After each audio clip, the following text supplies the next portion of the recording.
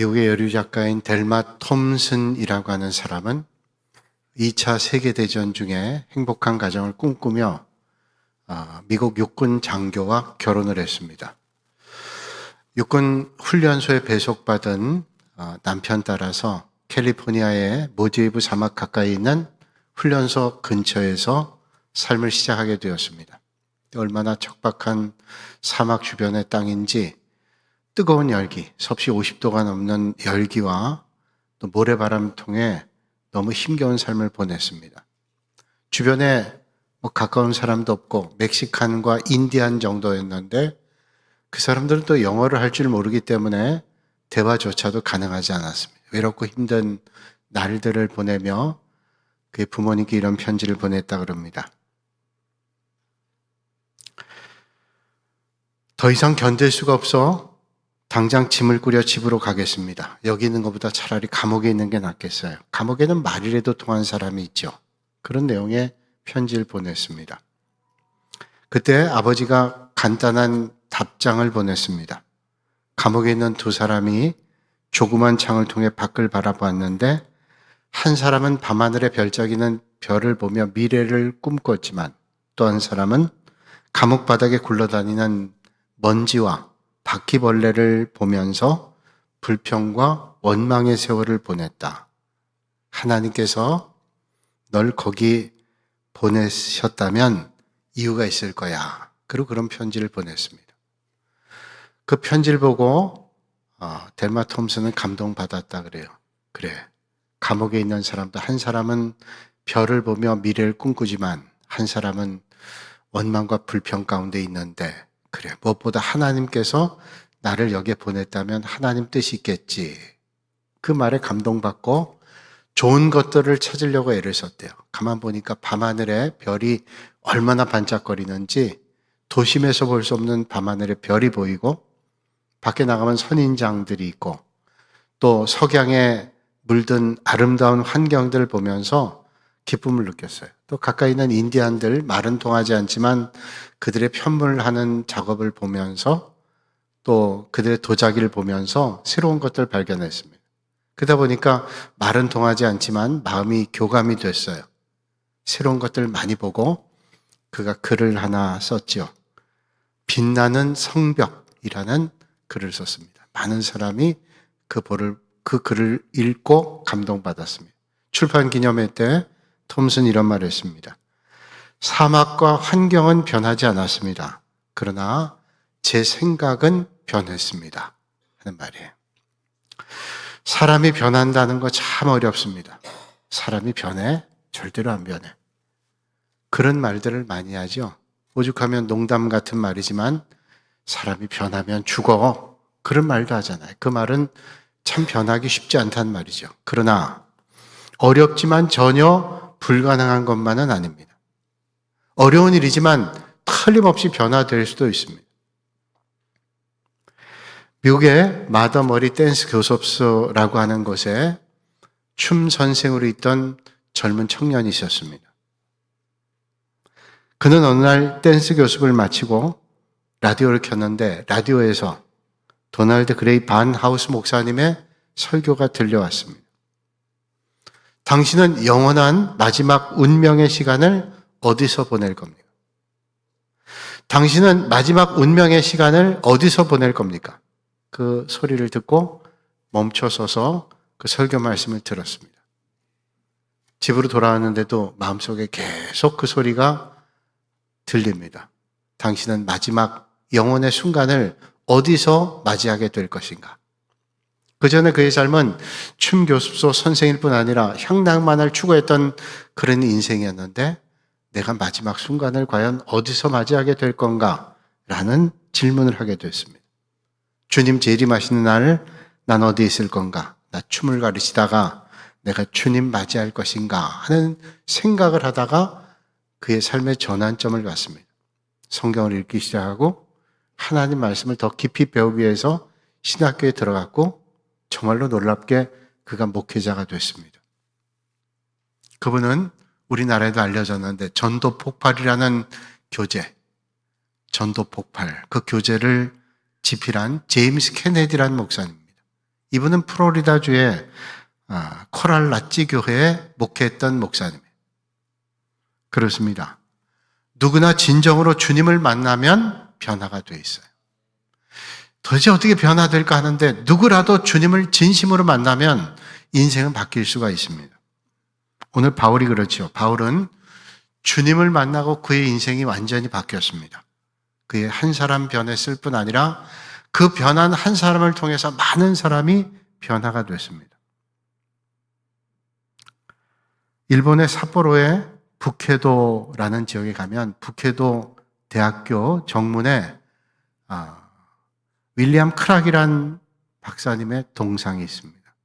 거기에 아주 유명한 글귀가 있습니다. Boys be ambitious for Christ라는 말인데 우리가 예전에 학교 다닐 때도 그 말 많이 들었어요. 젊은이요, 야망을 가져라 하는 말이죠. For Christ라는 말은 빼고 그렇게 알려졌죠. 주님을 위해 야망을 가져라 그런 말입니다. 이분은 약 100년 전에 매사추세츠 농가대학의 교수로 있다가 북해도 대학의 농업기술을 전수하기 위해서 오늘로 얘기하면 교환교수로 갔습니다. 그래서 가르치면서 많은 일본 학생들 접하면서 저녁 때는 자기가 만난 주님을 전했습니다. 복음 전했습니다. 그래서 많은 분들에게 감화를 주고 거기에 있는 많은 지성들이 주님을 만났어요. 그래서 일본의 많은 종교 지도자들이 거기서 배출됐다 그래요. 1년 동안밖에 북해도 대학에 있지 않았는데 많은 감동을 줬던 것 같아요.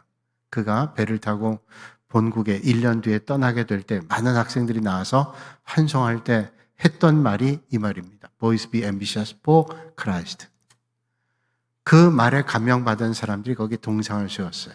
윌리엄 크랙 박사님, 크락 박사님의 그런 말. 한 사람이에요. 그 한 사람 짧은 기간 동안 만났던 사람들에게 삶의 전환점 줍니다. 한 사람의 변화가 그런 영향을 주는 거죠. 하나님께서 우리 사람을 부르시는 걸 보면 참 신비합니다. 이상하기도 하고. 어떤 때는 그 일을 잘 준비한 사람을 하나님께서 부르기도 합니다. 어떤 때는 전혀 예상하지 않은 사람을 하나님께서 부르기도 해요. 준비된 사람만 부른 게 아니라 어떤 때는 전혀 예상하지 못한 사람도 부르기도 합니다. 또 어떤 때는 일터에서 일하고 있는 사람을 현장에서 부르기도 합니다. 예수님의 제자들이 그렇죠. 고기를 잡던 베드로 같은 사람은 그물을 던져주고 주님 따랐습니다. 많은 제자들이 주님께서 부르실 때 일하던 현장에서 주님 따라 나섰습니다. 그런가 하면 오늘 말씀의 주인공이었던 사울 같은 사람은 전혀 하나님의 일에 적합하지 않은 사람처럼 보입니다. 적합하기는커녕 하나님 나라에 방해가 되는 그런 사람 같이 보였습니다. 그런데 하나님께서 그런 사울도 부르셨습니다. 1600년대 화가인 카라바조가 그린 성마태의 부르심이라는 그림이 있습니다. 지금 어둑하지만 어두운 그림이지만 밖에서 불빛이 들어옵니다. 그 안에는 잘 보이지 않지만 7명이 있어요. 2명은 서 있고 5명은 앉아 있습니다. 3사람은 그 서 있는 사람을 봐요. 그리고 나머지 사람들은 앉아 있어요. 그리고 한 사람은 고개를 숙이고 돈을 헤아리고 있습니다. 예수님께서 세관에 들어가서 마태를 부르신 그런 장면을 그린 겁니다. 도대체 어떤 사람이 마태일까? 그림을 본 사람들의 해석이 저 불빛이 닿는 곳에 있는 사람이 마태다. 예수님께서 손을 가리키고 있는 그 사람이 마태다라고 얘기를 했어요. 그림의 해석을 보니까 1980년대 이후에는 해석이 달라졌대요. 물론 그림을 보는 사람이 나름대로 해석하지만 해석이 달라지기를 틀림없이 고개를 숙이고 돈을 헤아리고 있던 그 사람이 마태다. 그건 뭐냐? 거둬온 세금을 세고 있어요. 전혀 주님의 부르심에 반응하지 않던 그가 나중에 주님을 만나죠. 그리고 주님을 따라 나서게 됩니다. 여러분, 우리는 지금만 보고 속단하면 안 됩니다. 다른 사람 볼 때도 속단하지 말고 내 부족한 현실을 보면서 속단할 것도 없습니다. 생각해보면 원래 사울은 하나님의 일에 전혀 적합하지 않은 사람, 적합하지 않을 뿐만 아니라 가당하지 않은 사람.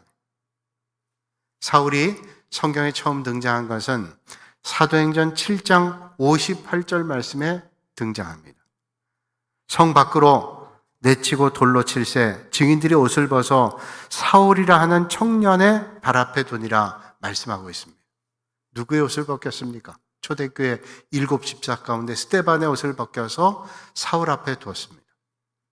그리고 다른 사람들은 스데반에게 돌을 던져 죽게 하죠. 그 죽음의 장면에 증인으로 있었던 사람이 사울이라는 사람이에요. 사울은 스데반이 죽는 게 맞다고 생각했어요. 그는 많은 사람들을 현혹하는 잘못된 길로 이끌어가는 사람이라고 생각했습니다. 스데반의 죽음의 현장 처음부터 끝까지 증인으로 있던 사람, 그의 돌을 던진 사람들을 보고 있던 사람, 스데반이 죽어가는 모습을 다 봤던 사람이 바로 사울이라는 사람. 마음속 생각했습니다. 전 죽어 마땅해. 잘 죽는 거야 라고 생각하며 혈기등등해서 예수 믿는 사람들의 집을 찾아가며 그들을 끌어다가 고발했던 그런 사람. 오늘 본문에도 말씀하고 있죠. 사울이 주의 제자들에 대하여 여전히 위협과 살기가 등등하여 대제사장에 가서 다메섹 여러 회당에 가져갈 공문을 청하니 이는 만일 그 도를 따르는 사람을 만나면 남녀 막론하고 결박하여 예루살렘으로 잡아오려 함이라. 사울은 예수 믿는 사람 핍박하고 그리스도인들을 옥에 가두고 죽이는 것을 그의 가장 중요한 사명으로 알았습니다. 사울이 하나님의 부르심을 받고 눈이 멀던 그날에도 그는 다메섹이라는 도시를 향해 갔어요. 시리아의 수도인 다메섹을 향해 가다가 하늘에서 울리는 소리와 빛을 만나게 됩니다. 그때도 대제사장에게 편지를 받아서 예수 믿는 사람을 잡아 죽이기 위해서, 가두기 위해서, 예루살렘에 끌고 오기 위해서 갈 때입니다. 그런데 다메섹에 거의 다다랐을 때 갑자기 하늘로부터 강렬한 빛이 그를 둘러 비쳤습니다. 그리고 강력한 음성이 그에게 들렸습니다. 사울아 사울아 네가 어찌하여 나를 박해하느냐. 놀란 사울이 하늘 향해 외칩니다. 당신 누구십니까? 그러자 들리죠. 나는 네가 박해하는 예수다. 이 순간 사울은 다메섹 도상에서 거꾸러졌습니다. 몸을 간신히 일으켰을 땐 이미 앞이 보이질 않았어요. 누군가의 이끌림을 받고 다메섹에 들어갔습니다. 그리고 오늘 본문 9절에 있는 말씀처럼 사흘 동안 보지 못하고 먹지도 마시도 않았다 그래요. 갑자기 소리를 듣고 눈이 어두워지고 먹고 싶은 마음도 마시고 싶은 마음도 생기지 않았을 거예요. 그렇게 다메섹에서 사흘 동안 사울은 말로 다 할 수 없는 심령의 갈등과 고민이 있었어요. 도대체 무슨 일인가 하는 갈등과 고통이 있었을 거예요. 1993년 SBS 방송국 2기 개그맨 공채로 들어온 이동우라는 분이 계세요. 이분 가수로도 활동하기도 했고 개그맨이죠. 이분은 결혼한 지 100일 만에 희귀병인 망막색조 변성증이라고 하는 불치병에 걸렸습니다. 이거는 시야가 점점 좁아져서 나중에는 완전히 실명하는 겁니다. 이분이 이 병에 걸리고 점점 실명을 하게 됐는데 2년 동안은 어머니에게도 얘기하지 않았대요. 또 연예계에 혹시 누가 알까라도 알게 되면 방송 출연이 되겠어요? 그래서 숨기고 있었다. 근데 앞이 보이지 않으니까 점점 보이지 않고 시야가 좁아지니까 무릎과 발에 멍자국이 가실 날이 없대요. 툭툭 치고 다니는 거 보이지 않으니까. 하루는 집에서 밥을 먹는데 자꾸 반찬 흘리니까 어머니가 그러더라고요. 다 큰 녀석이 음식을 그렇게 떨어뜨리냐 화를 내더래요. 한두 번이 아니니까. 그 말을 듣고 너무 서운하고 섭섭해서 이동우 씨가 소리를 지르면서 얘기했대요. 어머니 내가 앞을 볼 수 없어요. 그때 처음 얘기했대요. 2년 지난다.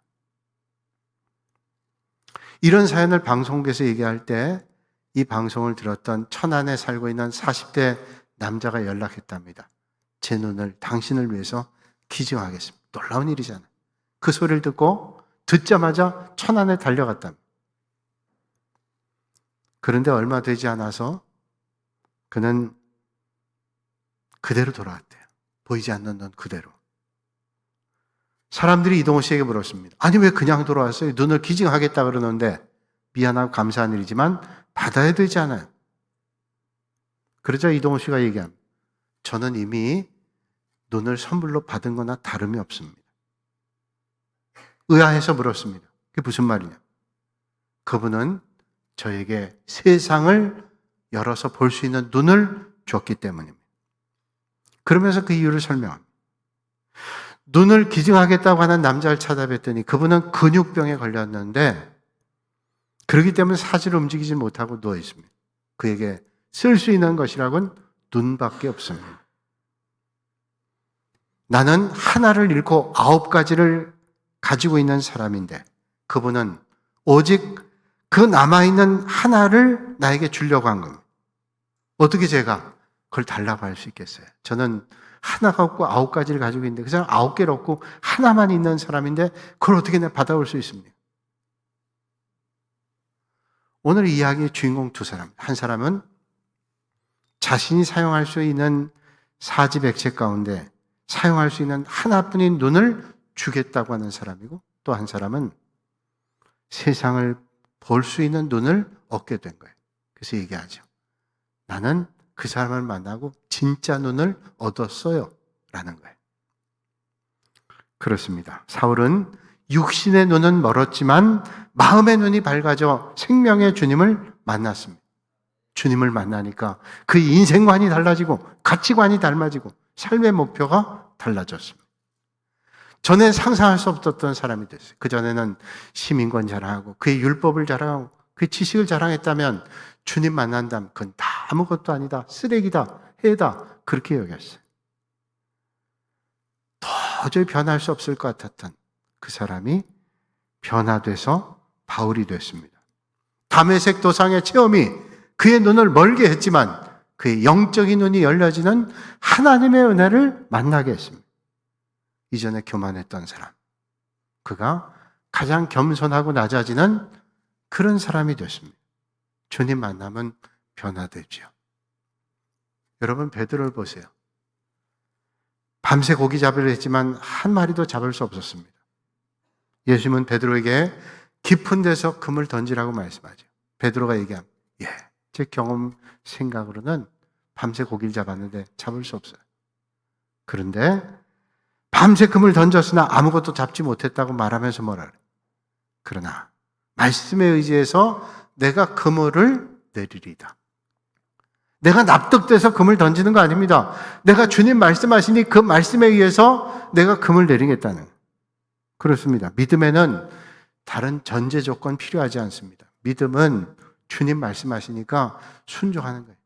계산해 보니까 주님 말씀대로 하면 이기겠는데 남겠는데 아니요. 납득이 안 돼도 주님 말씀에 순종해. 그래서 무조건 순종이라고 말씀하는 거죠. 과학자인 에드워드 윌슨이라는 사람이 젊은 과학도에게 보내는 편지라는 책을 썼습니다. 거기에 이런 말을 하고 있습니다. 저는 지금까지 수많은 분야에서 수많은 연구자를 만났습니다. 그들은 모두 자기 분야에서 엄청난 성공을 거둔 사람들입니다.